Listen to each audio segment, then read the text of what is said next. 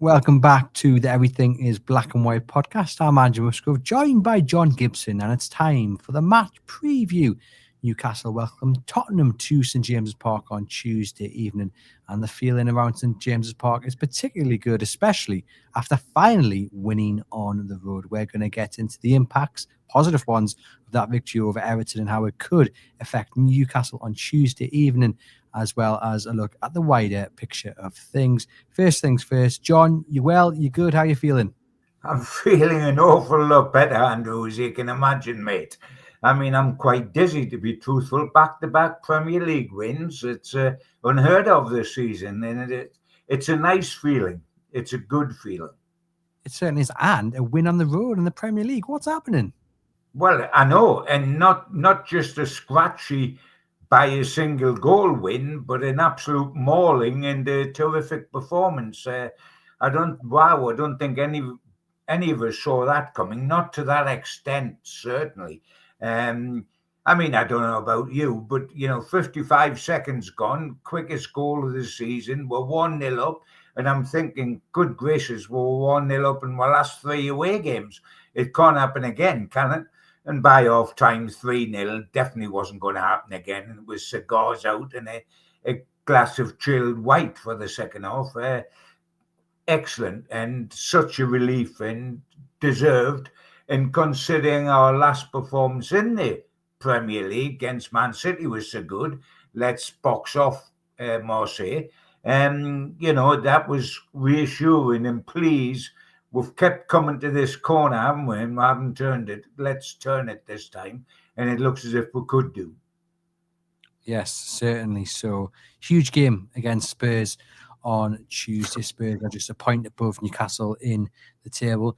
Things aren't going particularly well for Thomas Frank at the moment. Home form a particular issue, but the away form is quite good. They've won 4 of the last 6 on the road. I think before that game against Arsenal, which they lost in North London Derby, they were actually the best side away from home. And we spoke about this actually before they came here in the League Cup, and then they were absolutely dire. So we'll hope for a similar outcome. But it's important, isn't it, John, that regardless of how things look at Spurs from our point of view, not to underestimate them, because they've still got dangerous players. And as we say, on the road, they seem to be doing okay. I mean, they're the exact opposite of us. I mean, we are good home side, and away from home have got a very bad record, which has just been helped considerably. They're the other way on. They at home, they've won only 1 out of 7 at home. They've got the second worst home record after Wolves, who've got the worst record and everything. Yet away from home, they've only lost 1 out of 6 in the Premier League. I know they lost to us in the League Cup. So they're one of the top teams away from home. The difficulty, and so it's the exact opposite with us. So it's a matter of who lives up to their reputation. Do we live up to our reputation as being a good home side, so we win? Do they live up to their reputation of only lost once away from home, and they're a very good away side, and therefore they win? Who lives up to their reputation? That's going to decide it. But I mean, Thomas Frank is under huge pressure, simply because if you're so atrocious before your own fans, you're in big trouble. It's all right being bad away from home. We have been that. But we've, at least when we've come home with 50,000 Geordies there, we've produced. Arsenal, Liverpool were the exceptions, and we weren't humiliated in either of those. We've produced at home. They aren't producing at home, and that's a terrible condemnation on a big club. If you're not doing it at home in front of your home fans, you're in trouble. And of course, they've only won 3 of their last 13 matches in all competitions. So, and yes, they've just come off the back of a 2-1 home defeat to Fulham. And, that takes some doing, because Fulham don't score a pile of goals. So they're not in the best of fetters, shall we say. Yeah, you see that again. Do you think that pressure that Thomas Frank appears to be under, and the bad feeling within the fan base, does that have any bearing on what happens on Tuesday in terms of, I guess, the feeling and the vibe around the Spurs camp as they walk out onto the pitch and their play?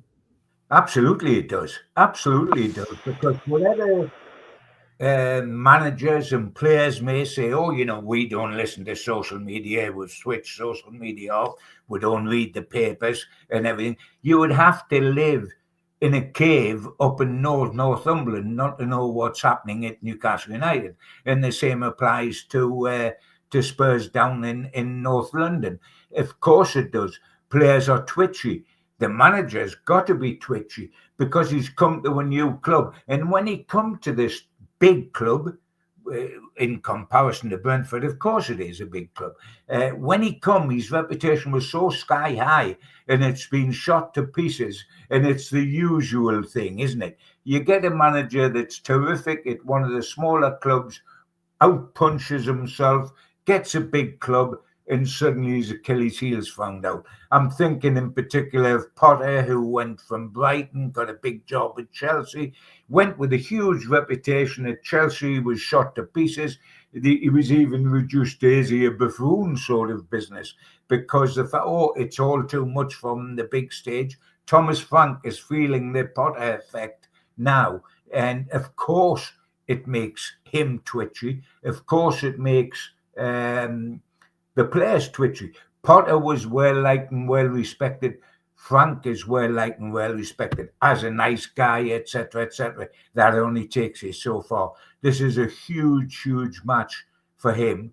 But of course, it's a huge match for us because we can have 3 back-to-back Premier League wins with the possibility of a 4th coming before the week's out at home to Burnley. So it's massive for us and it's massive for him. Yeah, certainly. So it'll be lovely to get another win in the Premier League. Let's the potential team then, because in the last game against Everton, Eddie Howe made changes. I think it was a starting 11 that very few people expected. Ramsdale came in. And of course, there were other changes like Voldemort returned to the side, Elanga out on the wing, Lewis Miley in the middle with Tonali rested. So it does open the door to a fascinating conversation about which side he plays on Tuesday evening. I've seen both sides of the debate put across whether he goes potentially unchanged because the momentum's there after a brilliant performance, or whether he continues with this element of rotation, given that Burnley's just a few days away, then it's Leverkusen, and then, of course, the big one against Sunderland. What's going to happen, John? Is it going to be further rotation, you think? That's the only reason you would have a change at all things being equal. This is with the 11 that started all being fit, and we never know because he plays these cards close to his chest. I mean, Wissa's either been 2 years off ready to come back or 2 days off ready to come back since he signed. You never get the actual picture. And okay, that's the way of the modern game, and that's the way Eddie likes it. And the excuse can always be we don't want the opposition to know what's happening. But all things being equal, under normal circumstances, it would probably be an unchanged team. Rotation does come into it because of 3 games in a week, so it's hard to judge. I mean, for me, what's up for discussion is probably only 3 places. The fullbacks, Livramento and Hall, pick themselves automatically. They're so much quality. But can we get another game off them 2 or 3 days after Everton with their lack of petrol in the tank after injuries? Are they capable of playing what is a high-intensity game that Newcastle play? Can they both play that yet again, particularly Hall? Are they capable of doing that yet again? We haven't got great cover at fullback with Trips injured, etc. So the temptation is that you say, let's go again with them and let Saturday take care of itself after we've got 3 more points. Because if we don't get 3 points, Saturday's a whole different ballgame. Then there's a simple choice. Is it Miley or Tonali? And then there's the third simple choice. Who plays outside right? Elanga, Murphy, or even Gordon on his wrong side? For me, regardless of rotation, and only he knows what needs rotating, or if he wishes to rotate, who looks shattered in training after Saturday and after the rest of last week. But those 3 discussions of, there we go with Livramento and Hall again. I hope so. because they're wonderful and we haven't got much alternative. Miley Tonali is a real interesting one. And has Elanga just done enough to keep the outside right role? I think Elanga probably is one of the first names on the team sheet just because of that momentum aspect. I think after his performance against Everton, which was good enough, it wasn't memorable, but it was good enough to say, oh, there is something there. I think the right thing to do would be to keep him in the side and hope that he can make the most of the space that Spurs will give as they push up and try and take the game to Newcastle. I would see the team pretty much being unchanged because I think as much as Eddie Howe will say he doesn't think about the game after Spurs when he picks his side for Spurs, I think Spurs is probably the tougher test than Burnley, and that's where that kind of rotation will come into. But saying that, as you mentioned, the options, John, at fullback make it really difficult to rest on the team. If you felt, particularly Hall, if you felt that Hall perhaps hasn't got enough in the tank, he certainly hasn't enough in the tank for 90 minutes, but I would want to go with Livramento and Hall. I would feel so much more reassured with them there. But when you think that, what's the cover for Livramento? You think that Trippier and Kraft are both injured, so we're struggling there. What's the left back cover for Hall? Well, it's Byrne, and I thought Byrne did terrific.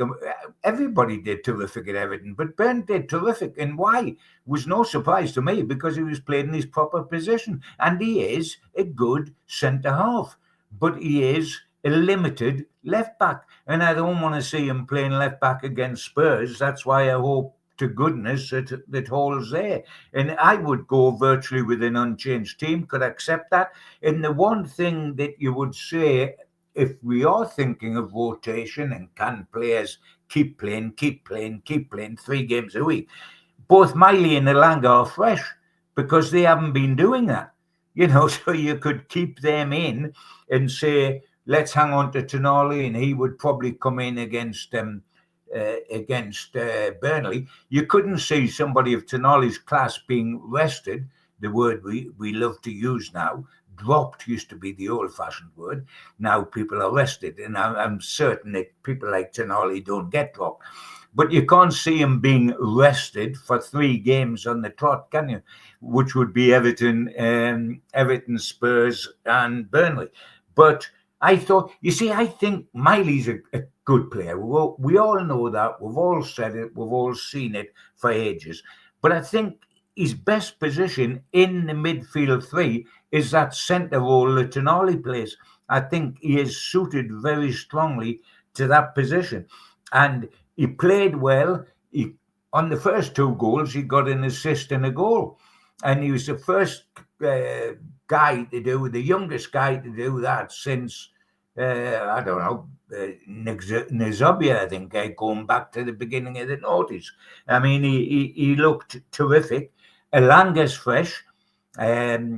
He did terrific to get that ball into Walter Marder. We all go on about how wonderful his goal was and the finish was. But the ball in to find him left him in space. Now, he got an assist, his first, by the way, Elanga, but he got an assist, and Gordon in 19 Premier League games hasn't got an assist or goal, so he's already outdone Gordon. I'm like you when you suggested before. I don't think Elanga was sensational. I think he was good, and he was better than he has been. Same as Ramsdale wasn't sensational because he hadn't enough to do to be sensational. But he did enough, and we're going to have him anyway because Pope's not available. Elanga's fresh. Give him some encouragement. Put him in because you've always got Gordon and Murphy on the bench anyway if you need to go to plan B. So I would be tempted to go unchanged. I'd be tempted, but I have also got written down the side that I think Eddie Howe might play. It's an unchanged back line. Elanga and Barnes on the wings, although I did originally write down Gordon, but then I've let my pick worm its way in there, so then I've changed it back to Barnes. I've got Tonali, Bruno, and Joelinton back into the middle, which would be extremely harsh on Lewis Miley. But I thought if there's one game that Bruno might get rested for, it would have been away at Everton.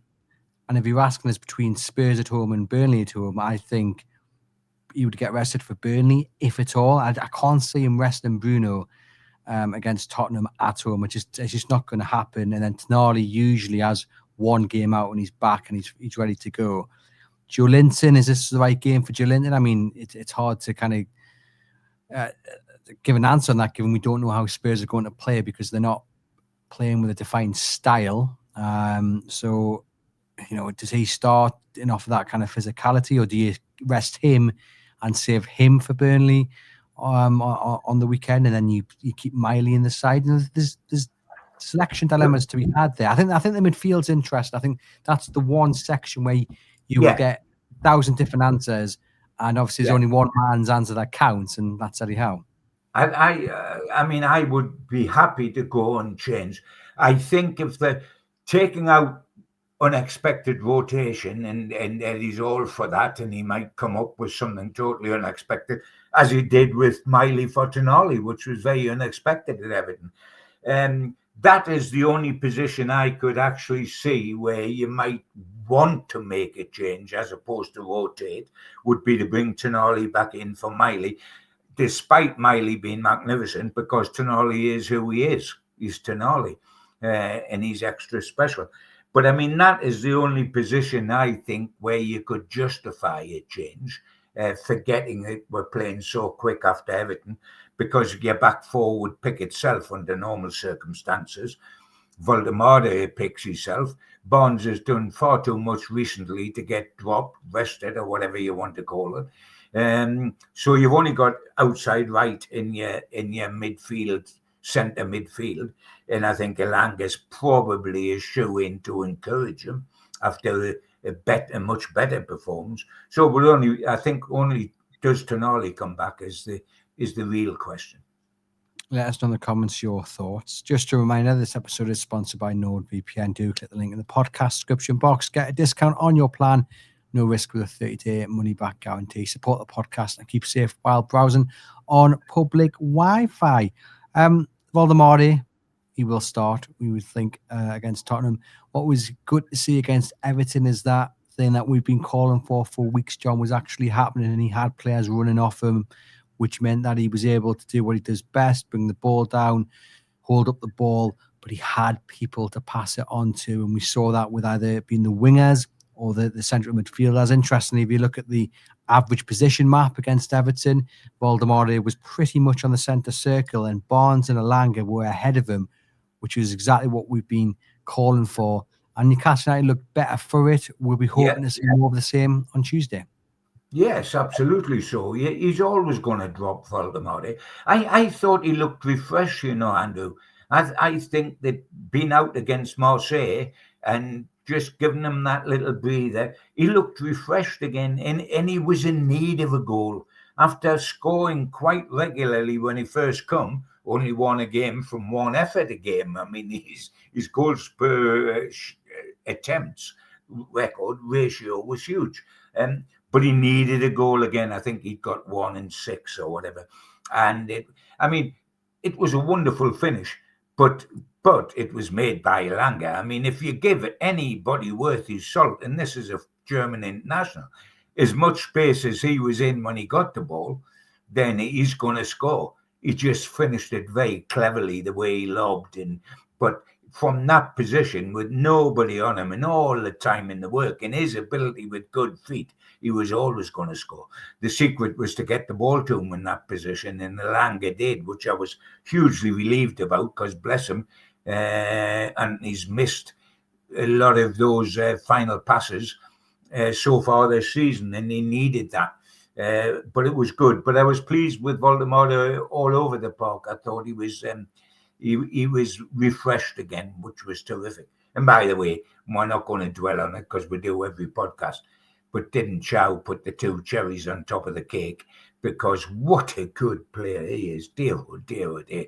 I mean, we've said it before. Now, I've said it before on this podcast. He's been the steal of the summer. Not for us, for any club. At his price, Dick Turpin, as I've said, wore a mask when he did things like that. I mean, to get him for 34 million, what the amount of money that's getting thrown about now, with 125 million for Isaac and 110 million for Wissa, to get this fella for 34 million, it's sensational. Yeah, certainly. So arguably the buy of the summer across the entirety of the Premier League. Do you think Newcastle's best bet of winning this game comes from the threat of Elanga and Barnes on the flanks, or whoever it may be? Like I said, we think Elanga will start, so we're hoping that Yes. he takes against Everton and goes to another level. Yes, I think the best bet of Newcastle getting 3 points on Tuesday night is Spurs. Because they are like a chocolate teapot. They just melt away.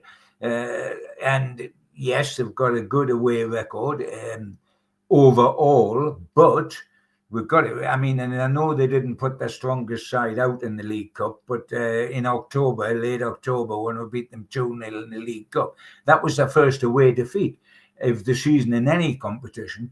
And it was comfortable from our point of view. They're more demoralised now than they were then. And I mean, their 3 best players are Solanke, Madison, and Kulusevski, and they're all out. And with them, and I know we've not had seen either here, Wissa yet, etc. But when you take those 3 out of Spurs, they haven't got as much in depth after that as perhaps we have, and they're suffering by those 3 being out. They're suffering badly, and they're suffering mentally as well as physically now. They're fragile, and they're fragile mentally on confidence because they're getting hammered by their own fans, and they are what they're said to be. They're Spursy, aren't they? Very much so. And yeah, I think that if we play with the same attitude as we played in at Everton, if we get our wingers up high, kicking on beyond Voldemort, if we get one of the 2 midfielders, right or left, Bruno or Joe Linton, if they're the starters, to go and support Voldemort as well, then we're in business. And I would expect us to be in business. Yeah, I mean, I was going to be my question to you next, John, is everything you've mentioned, everything we've talked about negatively about Spurs, Newcastle being in good spirits after a couple of good wins in the Premier League. What are you expecting on Tuesday? Are you expecting Newcastle United to win and potentially win comfortably, or is it just about getting the job done?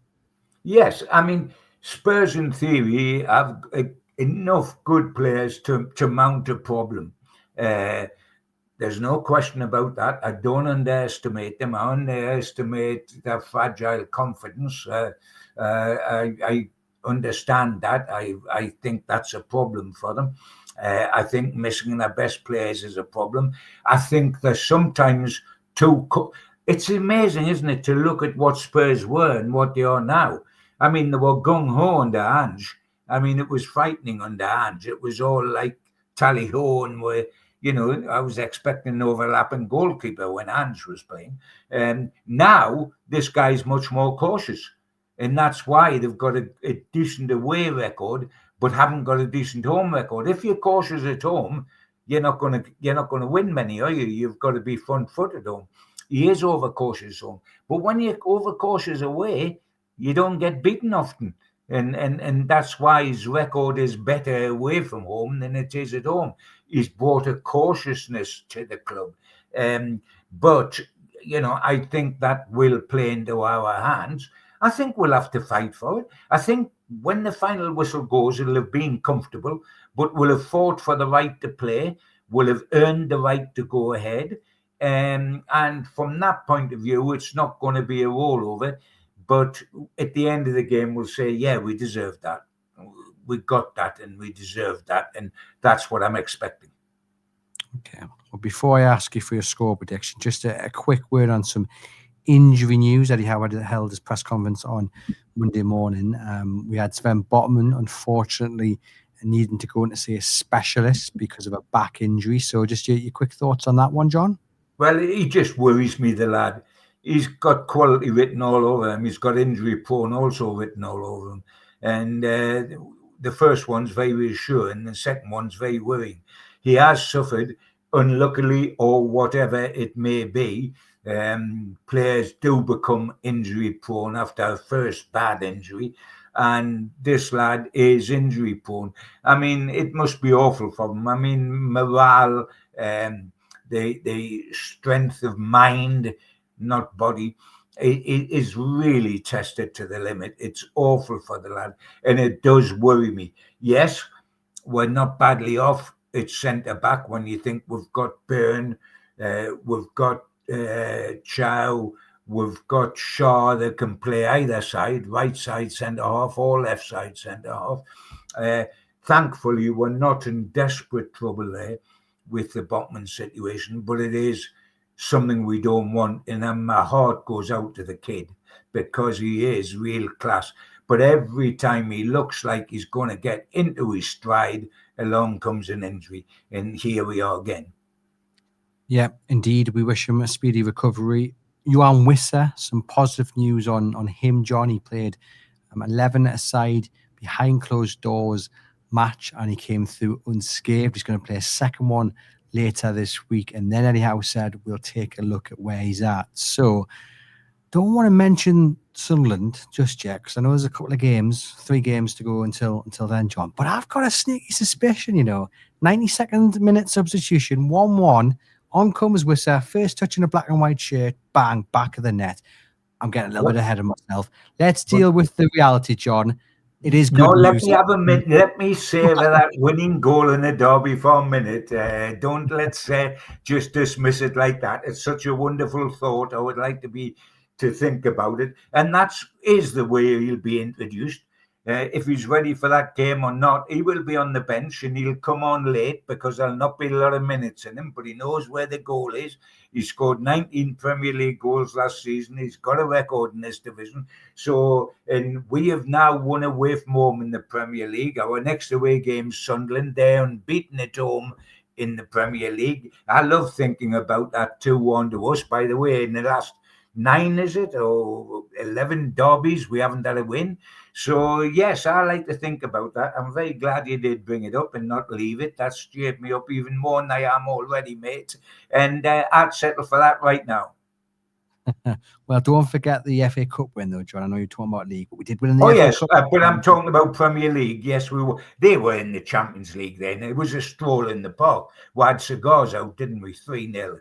But, I mean, it won't be like that this time. It won't be. But on Wissa, back in training, back on the pitch, that's good news. That will be a boost. It's massive news because we've been working again on just having one centre forward with Wissa injured and Asula injured, haven't we? And by the way, wasn't it a bit funny the weekend watching a live match on television? And at the start of the match, West Ham v Liverpool, Callum Wilson was centre forward for them, and Isak was centre forward for Liverpool. What all our yesterdays that was, wasn't it? But we're playing with one centre forward again, Voldemade, because when we do something about that with Gordon, etc., we're playing without this. They say it's a false centre forward. We're playing without a centre forward actually. So we do need Wissa to be with us. So yes, that's fabulous news that he played in that 11-a-side game, and the sooner he has another one and we'll see where we are, the better. Of course, it does mean, and as we all know, that he's not going to be available for Spurs and he's not going to be available for Burnley. Yeah.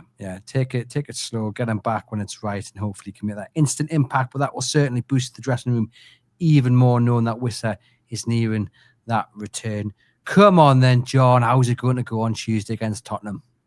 Oh, we're going to win. I've just got to decide what the score is. And I've just got a feeling it'll be another 2-0, exactly the same as it was in the Carabao Cup in late October. So I'm going for 2-0. Quite frankly, I don't care what the score is, as long as there's a big W next to the score, which is W for win. But I would probably suggest it might be 2-0. And I don't think it's, for all we've said about Spurs being Spursy, etc., I don't think it's going to be a stroll in the park, which in the long term, Everton was. But I don't think that's going to be that. But I think we're going to deserve to win, and we are going to win, and I'm going 2-0.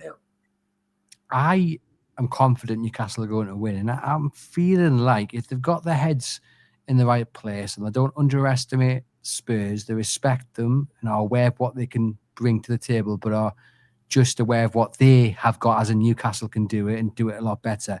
They should win this game quite comfortably, in my opinion. Noisy games, of course, in the Premier League. And I'm also a little bit hesitant to speak so confidently about Newcastle United winning a Premier League game, because every time I do, they end up getting absolutely thumped. And every time I'm negative, they end up winning.